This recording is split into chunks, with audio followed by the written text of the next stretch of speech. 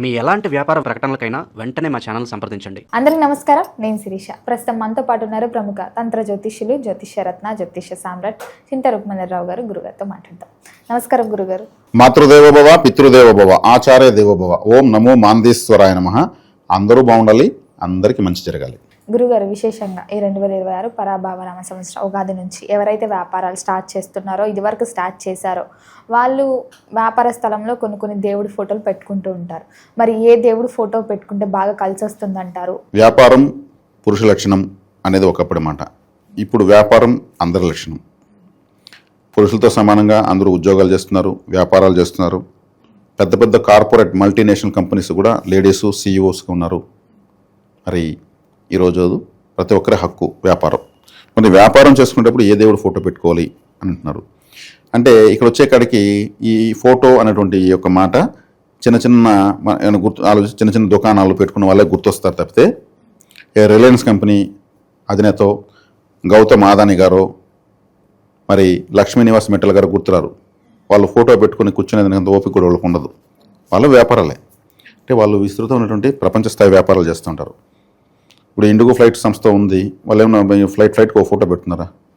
లేదు. అంటే మనం ఫోటో పెట్టుకోవడం అంటే సాధారణమైనటువంటి వ్యాపారస్తులు, చిన్న చిన్న కుటీర పరిశ్రమలు, చిన్న చిన్న దుకాణాలు పెట్టుకున్న వాళ్ళు, వీళ్ళే ఎక్కువ ఫోటోలు, నిమ్మకాయలు, గుమ్మడికాయలు, టెంకాయలు అన్నీ కొట్టి ఏదో చేస్తూ ఉంటారు. కౌంటర్ ఈరోజు బాగా జరగాలనేసి. అంటే ఇది మనం ఆలోచిస్తున్న విషయం, చాలా ధర్మయుక్తమైన విషయం. మరి నేను ఎన్నో మార్కెట్లో చూస్తుంటాను. కొంతమంది కొన్ని రకాల సుండల్ అంటే ఉడికించినటువంటి దాని పప్పులు అమ్ముతూ ఉంటారు, పెద్ద గంప నిండా పెట్టుకొని అరుస్తూ ఉంటారు వాళ్ళు. ఆ ప్యాకెట్లో పొడవు ఇంత పొడవు ఉంటుంది, అది దాంట్లో వేస్తే 4 పడతాయి గింజలు, కానీ నిండా కనిపిస్తాయి. చేతులు వేసుకుంటే 4 ఉంటాయి. వాళ్ళు అంత లాజిక్గా ఆ ప్యాకెట్ తయారు చేస్తారు, పొడవుగా ఉంటుంది. మళ్ళీ దాన్ని వేస్తే కిందకి గింజలు పోవు, సన్నగా చేస్తారు కిందకు వచ్చేకాడికి. దాన్ని అరుస్తూ ఉంటారు. దానికి మళ్ళీ ఆ గంపకు ఒక అగరబత్తి పెట్టుంటారు. అక్కడ పోతే స్మెల్ వస్తూ ఉంటుంది, వీళ్ళు అరుస్తూ ఉంటారు. ఎవరు సాయంత్రం డబ్బిస్తే కూడా బాబు నువ్వే బోని అని ఇచ్చిన వాళ్ళ డబ్బు మీద దాని చుట్టూ చెప్తా ఉంటారు. ఇట్లా నీదే ఫస్ట్ బోని, ఇట్లా కళ్ళద్దుకొని ప్రతి రూపాయిని కళ్ళద్దుకొని తీస్తూ ఉంటారు. వాళ్ళు అరిసి ఆ గంపని అమ్మేస్తారు. అదంతా అమ్మితే వాళ్ళకి ఒక 1000, 2000, 3000 వస్తుంది. దాంట్లో వాళ్ళకు 500 రూపాయలు పెట్టుబడి ఉంటే 2500 లాభం వస్తుంది. అక్కడ వాళ్ళు ఫుల్ హ్యాపీ. వాళ్ళు ఇంకా ఆదాయ అంబానీలతో ఎంత ఆనందంగా ఉంటారు అంత ఆనందంగా ఉంటారు వాళ్ళు. అంటే వాళ్ళు అంత ఇష్టపడతారు వ్యాపారాన్ని, వాళ్ళు నచ్చినటువంటి ఆ గింజలు అమ్మడానికి. ఆ గంప కూడా ఒక చిన్న దేవుడి ఫోటో కట్టి పెట్టుంటారు, దానికి పసుపు కుంకుమ కూడా పెట్టుంటారు. అట్లా చిన్న చిన్న దుకాణాలు వీళ్ళంతా కూడా చేస్తుంటారు. మరి ఏ దేవుడు ఫోటో పెట్టుకోవాలన్నారు అంటే మనకు దైవబలం కావాలి వ్యాపారానికి అని అర్థం. ఇక్కడ వచ్చేకాడికి మాది తంత్ర జ్యోతిష్యం. తంత్ర జ్యోతిష్యం అంటే ప్రత్యేకమైన ఆలోచనలతో, ప్రత్యేకమైనటువంటి ఒక విధానాలతో మన జీవితాన్ని అనుకూలంగా మార్చుకునే విధానమే తంత్ర జ్యోతిష్యం అని నేను ఎన్నోసార్లు చెప్పాను. ప్రత్యేకమైన ఆలోచనలు ఉన్నాయి, కానీ ప్రత్యేకంగా ఆలోచించమని చెప్పేది తంత్ర జ్యోతిష్యం. ఇక్కడ మేము జ్యోతిష్యం అంటే పంచాంగముతో స్టార్ట్ అవుతుంది అనుకుందాం. స్టార్ట్ అవుతుంది. పంచాంగం అంటే పంచ అంగములు అంటే 5 పార్ట్స్. ఈ పంచాంగానికి 5 స్పేర్ పార్ట్స్ ఉంటాయి. తిథి, వారము, యోగం, నక్షత్రం, కరణం. ఈ 5 కలిస్తేనే పంచాంగం. తిథి అందరూ తెలుసు, అమావాస్య, పౌర్ణమి, ఇవన్నీ తిథులు. వారాలు 7 వారాలు తెలుసు, నక్షత్రాలు 27 తెలుసు, యోగాలు 27 తెలుసు, 20 నక్షత్రాలు 27 యోగాలు. కరణము ఎన్ని కరణాలు? 11 కరణాలు. 11. కరణము అంటారే కానీ కరణం అంటే ఏంది, దాని వెనక ఏముంది, అది ఎంతవరకు ఉపయోగపడుతుంది, అది మనకు అవసరమా లేదని చాలా మంది తెలియదు. మేమేం చెప్తాం జ్యోతిషంలో, కరణం తప్పితే మరణం. కరణం తప్పితే మరణం. మరణం అంటే ఏమి చనిపోతారని కాదు, కరణాన్ని పట్టించుకోకపోతే అసలు డెవలపే కారు. కరణాన్ని పట్టించుకుంటే డెవలప్ అవుతారు. మరి కరణములు 11 అన్నాం. ఈ నక్షత్రాల మొత్తం 27, యోగాలు 27, వారాలు 7, యోగాలు మరి తిథులు 30. మరి కరణాలు 11 ఎందుకు వచ్చాయి? భవకరణం, బాలవకరణం, తైతులకరణం, కౌలవకరణం, తైతులకరణం, గరజకరణం, వనజకరణం, భద్రకరణం, శకునికరణం, నాగంకరణం, కింస్తుగ్నం, చతుష్పాదం. ఇవి 11 కరణాలు. ఈ 11 కరణాల్లోనే ఈ ప్రపంచం అందరూ పుడతారు. ఇప్పుడు ఈ కరణం తప్పితే మరణం ఉన్నాం కదా, ఈ కరణాలకు కూడా దేవతలు ఉంటారు. ఈ కరణానికి ప్రతి కరణకు ఒక దేవత ఉంటుంది. ఎవరి కరణ దేవతను వాళ్ళు పట్టుకుంటే ఆటోమేటిక్గా వాళ్ళు డెవలప్ చేసేస్తారు. కరణదేవతకి మరణం రప్పిస్తుందా? జీవనాన్ని ఇస్తుంది. భవకరణంలో పుట్టిన వాళ్ళు నరసింహస్వామి. సింహము జంతువు, గ్రహము కుజుడు. బాలవకరణంలో పుడితే దుర్గాదేవి, పులి జంతువు, రాహువు గ్రహము. కౌలవకరణంలో పుడితే వరాహస్వామి, పంది జంతువు, గ్రహము శని.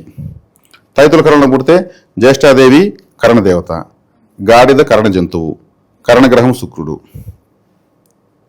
మరి గరజకరణంలో పుడితే ఏనుగు జంతువు, వినాయకుడు కరణదేవత, చంద్రుడు కరణగ్రహము. మరి వణిజకరణంలో పుడితే నందీశ్వరుడు కరణదేవత, మరి గ్రహము రవిగ్రహము. మరి భద్రకరణంలో పుడితే సుబ్రహ్మణ్య స్వామి కరణదేవత, కేతువు కరణ గ్రహము, కోడి కరణజీవి. మరి శకుని కరణంలో పుడితే శనేశ్వరుడే కరణదేవత, కాకి కరణజీవి. నాగవం కరణంలో పుడితే ఆదిశేషుడు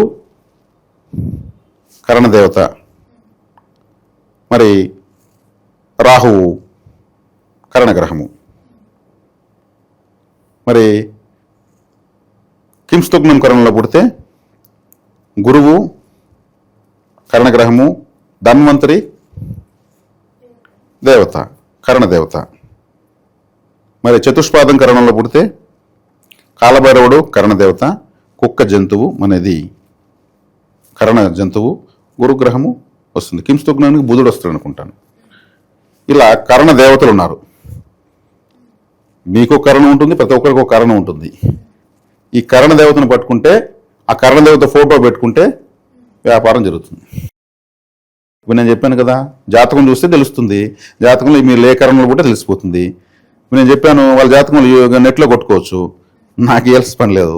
దీనికోసం నెట్లో కొడితే వాళ్ళ date of birth, timing, place of birth వేస్తే కారణము ఫలానా సైతుల కరణము జ్యేష్ఠాదేవి. నేను చెప్పేసాను, ఇప్పుడు వీడియోలు చెప్పేశాను కదా, జ్యేష్ఠాదేవి, బాలవు కరణము దుర్గాదేవి,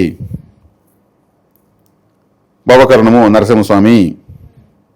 దేవత తెలిసి నేను దేవతలు చెప్పేశాను కదా. ఇప్పుడు ధన్వంతరి, కాలభైరవుడు, ఆ ఫోటో కరణదేవతను ఫోటోని పెట్టుకోవచ్చు.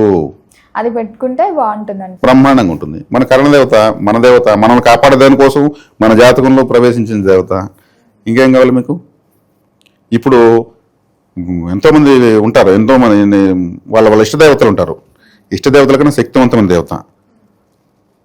కరణం బలపడాలంటే ఆ కరణం రోజు ఆ కరణదేవత గుడికి వెళ్ళి గాలిని యాక్టివేట్ చేయాలి. గాలి వాహనం, కరణానికి గాలి వాహనం. దేవతలకు వాహనాలు ఉంటాయి కదా, కరణదేవత వాహనం గాలి. గాలిని ఎట్లా యాక్టివేట్ చేస్తాము తెలుసా మీకు? గాలిని యాక్టివేట్ చేసేది తెలుసా మీకు?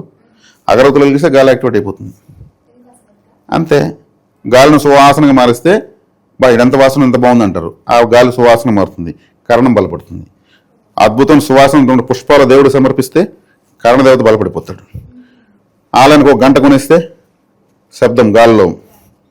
ఆలయానికి మైక్ సెట్ రిపేర్ చేయిస్తే, ఆలయానికి ఒక ఫ్యాన్ కొనిస్తే, ఆ గాలికి ఆలయానికి ఏసీ బిగిచ్చిస్తే, ఆలయంలో పాటలు పాడితే, అదొక సంగీతం. ఆలయంలో పోయి వాయిద్యాలు సంగీతం చేస్తే, అందుకే ఆలయంలో ఇవన్నీ కరణాన్నే బలపరుస్తూ ఉంటారు. ఓహో. సంగీతం అంటే దేవుడికి చాలా ఇష్టం. అందుకే భక్తులకి ఒళ్ళమని అంటే దేవునికి మర్యాదలు, రే రారా నీ కోసం ఎదురు చూస్తున్నాను రా అంటారు. ఏకవచనంతోనే పాడి దేవుని రప్పిస్తారు దౌర్జన్యంగా. అంతవరకు రెస్పెక్ట్కి పిలుస్తారు, స్వామి అయ్యా అంటూ ఉంటారు. ఉన్నావా అంతా బెదిరింపులే ఉంటాయి. దేవుడు చెప్పరా స్వామి నేను వచ్చాను ఆయన బాబు చెప్పు, ఎందుకు మనశ్శాంతి లేకుండా చేస్తావు అంటే భక్తి స్థాయిలు దాటి పరిధులు దాటిపోతారు వీళ్ళు. రా ఈరోజు తేల్చుకుని పాటతోనే యుద్ధం చేస్తారు. అంటే సంగీతము కరణాన్ని బలపరుస్తారు. గాలిలో నుంచి దేవుని పిలుస్తారు. కోడింగ్ శృతి మించిపోతుంది అప్పుడు. అట్లా అమ్మవారికి కవచాలు, శ్లోకాలు, స్తోత్రాలు, దండకాలు ఇవన్నీ సంగీతమే కదా, గాలిని యాక్టివేట్ చేయడమే కదా. అవును అవును. కాబట్టి కరణ దేవతను పట్టుకోవాలి అనేది ఇక్కడ నేను చెప్పదలుచుకున్నటువంటి సూచన. వాళ్ళ జాతక రీత్యా తీసుకుని కరణ దేవతను, ఇప్పుడు మన దేవత వివరం కూడా ఇచ్చాము. ఇప్పుడు ఇవి చెప్పకుండా మీకు ఆ దేవతా వివరం కావాలంటే కింద నెంబర్కి కాల్ చేయండి అంటే అదేమవుతుంది? అదొక బిజినెస్ అవుతుంది, టెంగర పని అవుతుంది. అలా కాకూడదు. ప్రతి ఒక్కరికి సులభతరం అయిపోవాలి. ఈ అనవసరంగా జ్యోతిషాలు కూడా విపరీతంగా ఖర్చు పెడితే కూడా తప్పే. జ్యోతిషానికి అప్డేట్ అయిపోతే చేసుకోవచ్చు. వాళ్ళ ఇంట్లో ఫ్యామిలీ అందరూ కూడా కరణదేవతలు కనుక్కోవచ్చు. కాబట్టి కరణదేవత అనేది చాలా బాగా కాపాడుతుంది. అందుకే తిథి వారం యోగం నక్షత్రం ఎంత బలహీనంగా ఉన్నా చివరిలో కరణం మాత్రం వీటన్నిటిని లేకుండా కాపాడేస్తుంది. ఇవన్నీ బలహీనంగా ఉంటాయి, ఒకటి అటు ఇటు ఉంటుంది. సరైన తిథిలో పుట్టకపోయినా, సరైన నక్షత్రంలో పుట్టకపోయినా, సరైన యోగంలో పుట్టకపోయినా, సరైన వారంలో పుట్టకపోయినా కరణాన్ని పట్టుకుంటే అవన్నీ పక్కన పెట్టి నిర్ణయాన్ని కాపాడేస్తుంది. అందుకే కరణం తప్పితే మరణం. నువ్వు ఏది పట్టించుకోకపోయినా కరణాన్ని పట్టించుకో. ఇది జ్యోతిషంలో కరణదేవత గురించి ప్రత్యేకించి అనేక వీడియోలు, అనేక సందర్భాల్లో ఎక్కువ చెప్పగలిగినటువంటి అదృష్టాన్ని భగవంతుడు జ్యోతిషంలో నాకు ఇచ్చాడు. ఈ మధ్యకాలం కూడా గొప్ప జ్యోతిషులందరూ కూడా, ఎంతోమంది జ్యోతిషులు కూడా నాకు ఫోన్లు చేసి చెప్తున్నారు. కొంతమంది, గురుగారు మీరు చెప్పిన తర్వాత చాలామంది కరణం గురించి చెప్తున్నారు. అయ్యో చెప్పనండి బాబు, నేనేం సృష్టించలేదు, జ్యోతిషంలో వెలుగు తీసుకొచ్చాను. అందరూ చెప్పి ఇంకా ఎక్కువ మందికి సేవ జరగాలి, ఎక్కువ మంది బెనిఫిట్ జరగాలి. మరి నేను చెప్పింది ఆమోదించితేనే కదా, సంతోషపడితేనే కదా వాళ్ళు కూడా ఫాలో అవుతున్నారు. అతను చెప్పింది కరెక్ట్ అనుకుంటేనే కదా, అంటే నా సబ్జెక్ట్కి విలువ పెరిగింది కదా. అందువల్ల నేను కూడా వాళ్ళందరూ కూడా ధన్యవాదాలు తెలియజేస్తున్నాను. కరణ దేవతను సపోర్ట్ చేయమని చేసినందుకు కూడా వాళ్ళందరూ కూడా ఆ దైవశక్తి ఇంకా అపారంగా పెరిగి ఇంకా విజ్ఞానం పెరగాలని కూడా కోరుకుంటున్నాను. ఇది వ్యాపారంలో పెట్టుకోవచ్చు. గురుగారు మొత్తం మీద మాకు తెలియని ఎన్నో మంచి విషయాలు తెలియజేసేందుకు ధన్యవాదాలు. ధన్యవాదాలు.